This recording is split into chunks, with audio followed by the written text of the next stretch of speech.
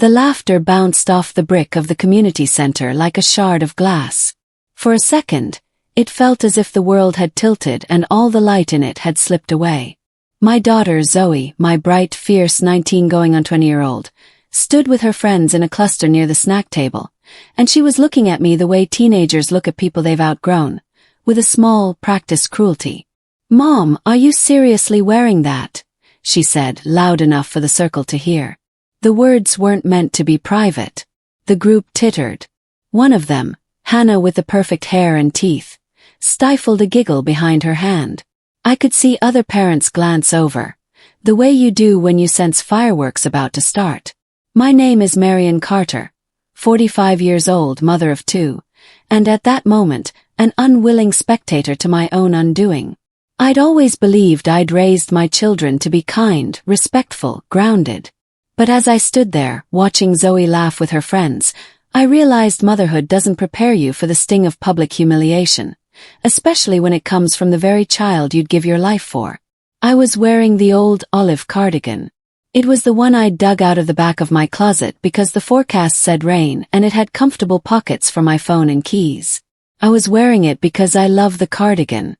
I was wearing it because I'd spent last night balancing budgets for 2 part-time clients and preparing dinner for Zoe and her brother Joel. I was wearing it because most afternoons I run between the high school, the community center, and the little admin job I picked up to make ends meet. I was wearing it because none of the world's small indignities mattered beside the fact that my daughter's voice had found an edge it had never had for me before. Zoe laughed with them, which felt like a punch.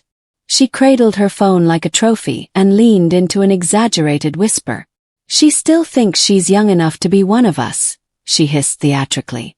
"I mean, look at her shoes. Vintage. Antique. I can't." A hot, absurd surge rose in my chest. There are many ways a mother can react in a public humiliation.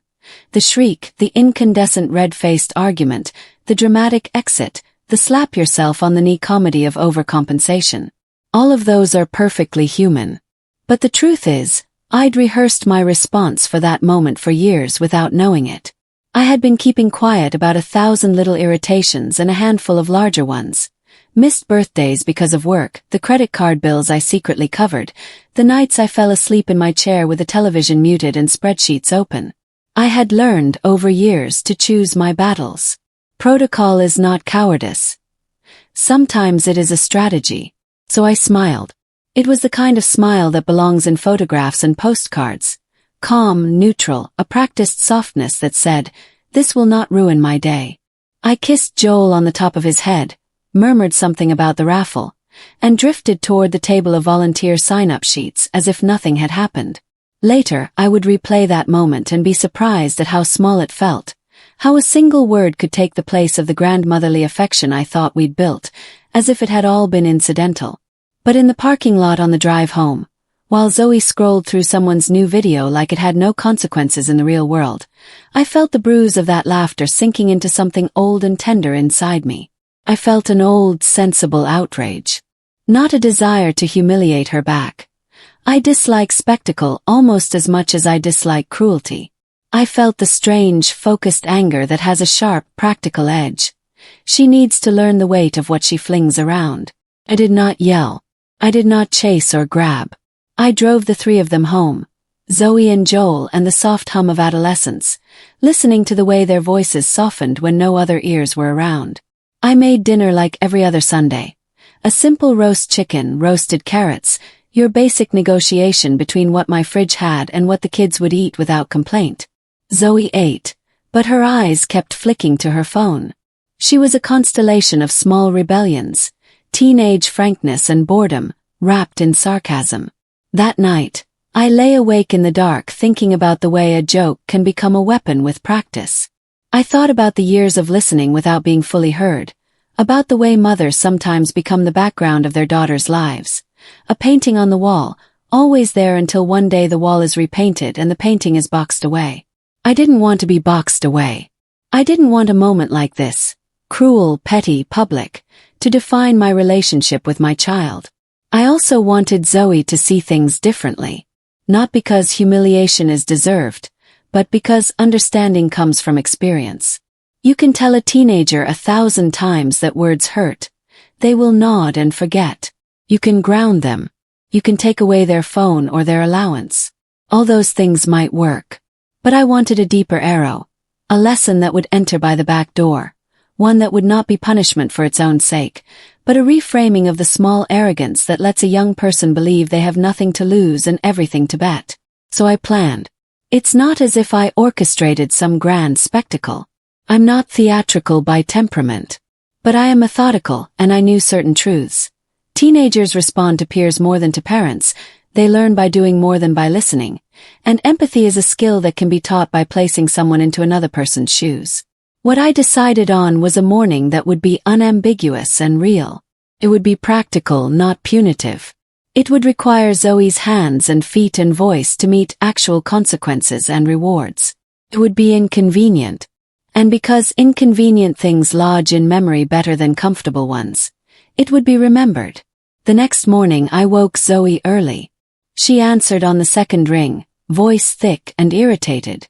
"Mom, it's Saturday. Why are you?" "It's time," I said. "Time for what?" Her voice sharpened into amusement, an adolescent's first defense against the idea of surrendering her schedule. "Time to work," I said. "What? No." She sounded incredulous. "I have a party tonight, Mom, and—" "Zoe," I said, and there was that quiet that means I was serious. "Get dressed. Wear comfortable shoes." She appeared in the kitchen 20 minutes later wearing leggings and a hoodie. Her hair was a bird's nest of untamed curls, mascara smudged from sleep. She was huffy but not yet furious. "You're grounding me?" she asked as if it were a joke. "No," I said. "I'm giving you a morning. Come with me." I handed her a folded slip of paper. On it I had written the address and time. 8 a.m. Mercy House Community Shelter. She squinted at it. "You signed me up to volunteer." Her tone had an edge of hysteria and amusement mixed.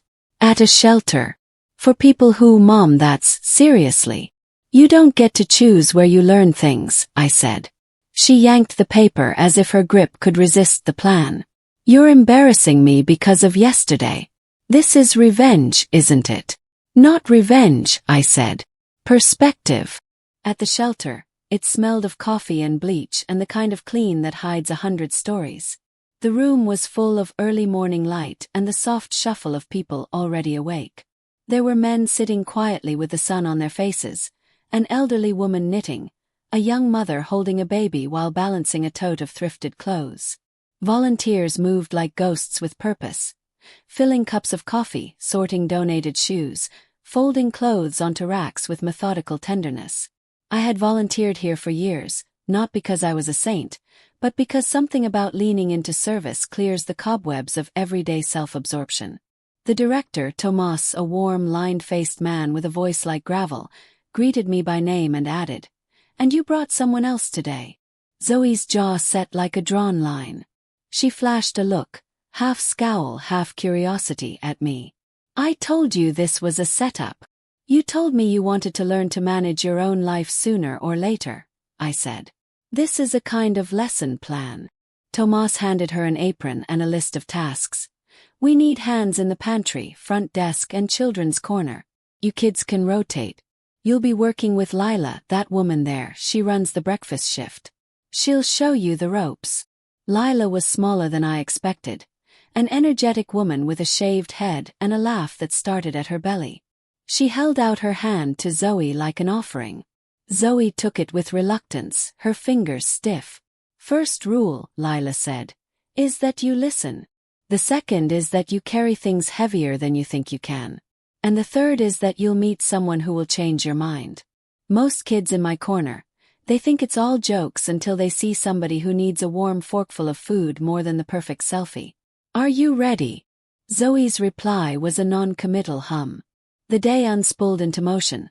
We peeled potatoes, where Zoe cut too big and sobered when she saw how much discarded food we were turning into dinners. We packed care kits. We folded t-shirts and held them against our chests to choose sizes for men who had not cared which passenger seat they'd slept in last night. There were conversations, short, halting, then deeper. There was an old man named Doug who, when given a bowl of oatmeal, thanked us like we had performed an incantation. There was a teenager named Malik who swapped us a joke for a granola bar and, when I asked him about school, said, "Dropped out last year. Environment's rough." Zoe listened, and something in her jaw softened. At the breakfast tables, Zoe watched a woman with a baby, her hands small and quick, eyes rimmed red. She balanced a diaper bag and a resume. We helped her carry breakfast to her table, and later the woman told us how she'd come from 2 bus rides away and how the shelter had held her steady enough to find a job interview. Zoe's face, which had been a mask all morning, now let the corners of her mouth fall into something that was less joke, less shield, more human. We did the front desk and answered questions about where to get help. Zoe learned about forms that had to be filled out to get a job or back a birth certificate. She saw a man clutch a letter with the name of his estranged daughter on it and cry when he read it. She watched me sit with a woman named Rosa who had lost her husband and, with a quiet voice, taught us to write a cover letter with dignity. Zoe wrote Rosa's name on an envelope and folded it like an invitation. At noon, Tomas called us into the office. "I've been watching you two today," he said. Zoe braced for scolding. "You've done good work. I can tell your mom brought you because she wanted you to grow, not because she wanted you to suffer. That's a good parent. Most folks don't think to teach with hands. It's an odd thing to hear your parenting validated in the middle of a pantry." It warmed me more than it should have. Driving home, Zoe was quiet. She twirled a granola bar wrapper between her fingers. "Why did you bring me there?" she asked finally. Her voice was softer than the day before, without performative flippancy. "Because words are cheap," I said. "And because you threw one at me in front of people like it didn't cost anything. I wanted you to see, not just hear. Empathy grows in the muscles. When you feed someone and fold their shirt and listen to their life, it's harder to think they're less than you." She rolled her eyes in that practiced way she'd inherited from me, and yet there was gravity in her expression. "I didn't mean." "You did it," I interrupted gently. "You chose it. But meaning isn't all that matters. Consequences are real. A joke can feel like nothing until someone else makes it carry weight." She frowned, then looked out the window at kids in the park with a dog. People there, they were different. Not in a bad way. "My friends would never." "You mean they would never have to," I said. "They've never needed to." Zoe chewed on that the way you chew on something unfamiliar and find it becomes palatable. "I guess." That afternoon she apologized. It was not a theatrical plea for absolution but a small, private gift, like tucking a coin into the palm of a hand. She sat across from me at the table and said, "I'm sorry for yesterday." I laughed. "I was embarrassed and I hurt you." I accepted it, of course. I told her how the word had struck, and she nodded like a person noting a bruise. Then she wanted to know more, about Doug, about Rosa, about the histories each person at the shelter carried. She asked, in the kind of curious way that sometimes follows an experience that unsettles you, "Why do they end up there?" We talked until the light thinned and I realized my lesson had already sprouted a shoot. But a single day of volunteering, however vivid, is only the start of a lesson you want to last. Teenage guilt fades like chalk in rain. Memory of inconvenience dissolves in the comfort of a phone's glow. I wanted something more durable, something that would anchor empathy in daily choice rather than in a single ripple. So I threaded the morning's lesson into the next part of my plan. That evening I pulled Zoe aside and asked, "Can you do me a favor? For the next week." She sighed. "Depends. Does it involve homeless shelters? Because I like the idea, but I don't know if I can." "It doesn't have to be endless," I said. "We're going to do a week of switching.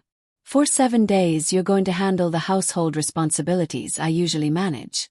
You'll make dinner 3 nights, handle laundry, pay the electricity bill one day using the account, schedule the doctor appointment for Joel, and take care of small errands. In return, I'll take on one of your things. I'll manage your social media. No posting for you for a week. And you'll have to keep a written log every night of what you did and how it made you feel." Jibok. "That's parental oppression." "It's not oppression," I said flatly. "It's apprenticeship. Do you want to understand how things work, or do you want to keep pretending they happen by magic?" She scowled and then, finally, agreed because she saw no other move. Teenagers agree most often by exhaustion. She thought she had clever retorts up her sleeve and would be mostly fine doing the chores. She didn't yet understand the quiet economy of our lives. Bills that arrive in envelopes, the minuscule triumphs of balancing grocery budgets, the way the washer becomes a small, defiant problem when it floods. The week began badly. On Monday, Zoe burned the garlic in the pasta because she was distracted by a text message. She learned to stop the pan from smoking while still coaxing a teenager to tell her about geometry homework. She negotiated with Joel, who had the emotional intelligence of a potato on Mondays. She learned to check the family calendar and realized she had double-booked an important dentist appointment for me with a meeting I could not miss. Those small dominoes piled up. On Wednesday, she forgot to top up the gas on the generator because she thought we didn't need one this season. On Thursday, she ripped a shirt in a fit of adolescent impatience, and then, when I showed her how to mend a seam, she learned that a stitch is an act of repair, not a magic trick. At night, she wrote in her little blue notebook like I'd asked. Made dinner. Burned part of it. Joel cried when his homework got thrown in the trash. It was garbage. Tom, neighbor, came by and asked about the electric bill. Mom was calm. Felt nervous making calls. Some nights the entries were terse. Some nights they were longer, almost confessional. Each morning, a new thinness appeared in her sarcasm. Her friends noticed she wasn't as available, and they teased her. The phone that had been her constant attendant had to compete with a shopping list. The week reached an apex on Friday morning when I asked Zoe to come to an early meeting with a client I had been keeping for years. A single mother named Hannah who worked 2 jobs and needed help with taxes and budgeting. The meeting was at 9 a.m. at the little office above the bakery. When we arrived, Hannah was flustered and my handwriting on her folder told a story of a few months of steady progress. This woman saved $250 in 1 month, I told Zoe, and she came in terrified she couldn't keep it. We helped her open a separate savings account for emergencies. Zoe folded her arms and watched Hannah talk. The woman's voice was beautiful and rough like a stone path. She spoke of her son learning to ride a bike, of being up at 4 a.m. for her second shift, of the shame of the bill that showed up last month that she didn't know how to pay. Zoe listened. Then Hannah, with a blush and an awkward laugh, said, "Your mom found ways I didn't think were possible. She sat with me for hours and mapped it out. I can breathe now." Zoe's face changed like a photograph developing in a tray of chemicals. She turned to me, eyes wide. "You do this? You actually do this?" "Yes," I said. "I've been doing it for a long time." Her admiration contained a little of that embarrassing pride that teenagers feel for parents when they discover a hidden ability. It also contained a tremor of regret that she had ever belittled the person who quietly made a life habitable. The week ended on Saturday with a small dinner party. I'd invited a few friends, people whose lives had intersected with mine in the slow, steady seasons. Tomas from the shelter, Lila, Hannah, and a neighbor, Mrs. Patel, who baked the best lemon bars and always had a knitting project in her lap. I invited Zoe's friends too, Hannah included, and suggested, politely, innocently, that they come at 6 p.m. When Zoe saw the guest list, she went pale. "You invited everyone," she said. "Dinner is a neutral territory," I said. "Food levels the playing field." They arrived with the loud chatter that belongs to kids who live in a world where laughter is currency. They settled at the table like swimmers around a favorite pool. The aroma of roast and lemon bars filled the room. I watched from the kitchen as they took their first bites, as Zoe's friends glanced at me, as the corners of their mouths relaxed. The evening was delicious and ordinary. Conversations about school, a joke about Mr. Reynolds' odd socks, a heated debate about the season finale. No sermon, no standing before them with a scroll. Just a table. At one point, as the plates were cleared, Tomas told a story about a man who learned to cook in the shelter and now had a job as a line cook at a nearby cafe. The kids listened, some with a slack-jawed awe.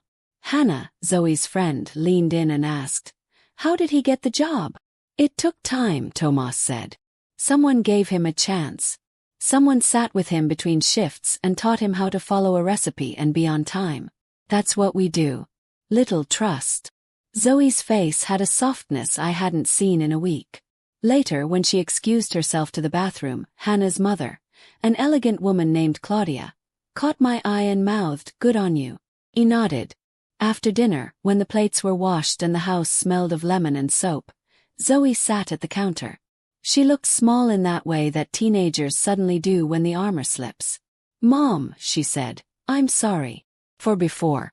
I didn't know you did all this. I thought." She started and then stopped, unable to shape whatever world she'd thought into words. "I know," I said. "Most kids don't see what happens behind the stage." She reached across and squeezed my hand. "I thought you were," she searched for a word, "old-fashioned. I thought you were boring." "I didn't want to." "You didn't want to see the work," I said. "It's not glamorous. It's not a story on social media. It's a lot of small, invisible choices. But it matters." She smiled then, shy and real. "Can you teach me more? I mean, I want to help. And maybe I'll stop making jokes in front of my friends." That was the lesson. Not punishment. Not a dramatic spectacle where I humiliated her back. Not a humiliating exposure. Instead, I had given her a week of apprenticeship. A morning at the shelter, a week of managing home duties, a dinner where she saw the faces of people who'd benefited from the quiet labor she'd mocked. People sometimes say the modern world is meaner because it is public. Social media makes humiliation viral and instantaneous. But cruelty is not new. The real cure, I'd learned, is to build practices that make empathy habitual. To make someone see with their hands and feet and voice, and then to anchor that experience in repeatable choices. This is how you create memory that resists forgetting. Zoe's transformation wasn't immediate, and it wasn't complete. Teenagers reinvent themselves many times across a single day. There were slips, small, thoughtless cracks where she would still, in a whisper, make a joke. But there were new habits. She would do the dishes without being asked sometimes. She would call and remind me about appointments. She would once, when a friend's mom introduced herself awkwardly at a school event, stand up and offer to fetch a coffee. Small kindness. Tiny swing. Months later, at another community event, a spring fair organized by the shelter, Zoe gave a short speech. I didn't know she was going to do it until I saw her walk up beside Tomas with a paper in her hands. She cleared her throat and said, in a voice that wavered but did not break, "I used to think that people who had problems were different, that their lives didn't connect to mine. But this year I worked at the shelter, and I met people who taught me things I can't learn from my phone. They taught me how to listen, how to be patient, how to fix a ripped shirt. I'm not perfect, but I wanted to say thank you." The room, full of strangers and friends, clapped. I watched her from the back like a mother watching the exact moment a sapling finally commits to sunlight. Her friends, some of them who had laughed that day months ago, sat with stiff, proud expressions. They had been party to the mockery once, but now they were witnesses to a different story. Later, Zoe hugged me so hard that the breath squawked out of me. "I don't want to be someone who makes jokes that hurt," she whispered. I was trying to be cool. But being cool is boring if it costs someone else. We laughed then, and she smelled like lemon bars and detergent and life, like a person who had learned something by doing. There were other ripples. Hannah's son got a part-time job at the cafe where the man who had learned to cook now worked. Tomas brought a group of teenagers from the high school to the shelter to volunteer, and they stayed for months. Not because they were forced, but because they found a rhythm there.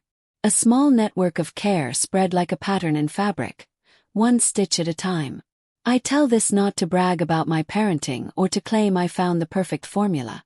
I say it because the lesson I gave my daughter was, in many ways, the only kind that lasts. It was not a punishment meted out for spectacle. It was a lesson that required her muscles and her attention and the inconvenience of real life. It taught her to meet people who don't always get airtime on the feeds and to treat them as whole people, not punchlines.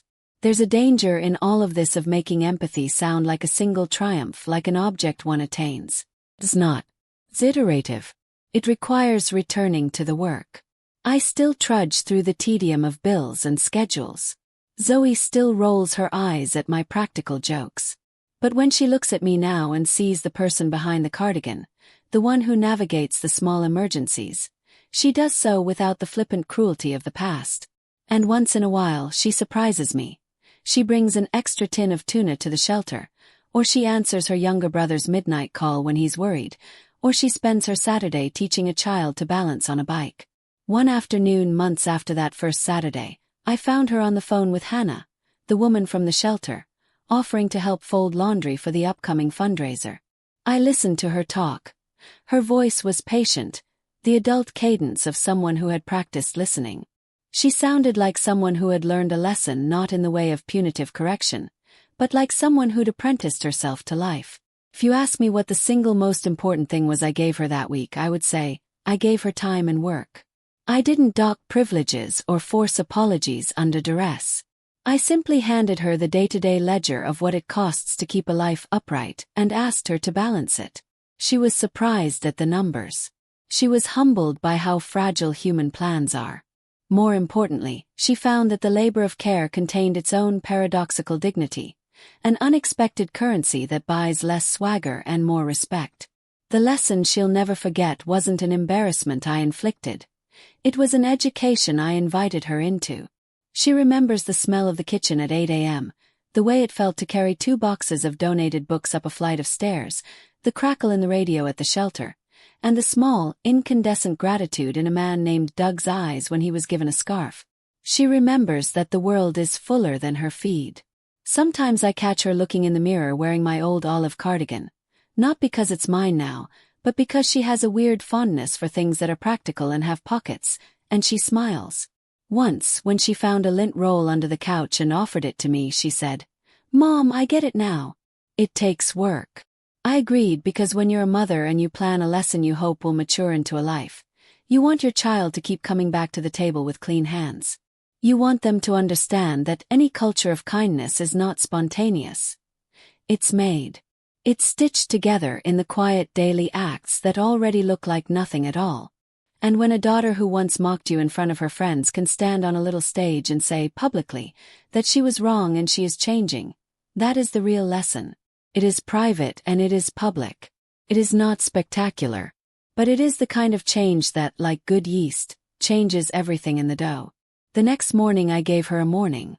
The next week I gave her chores and the trust to handle them.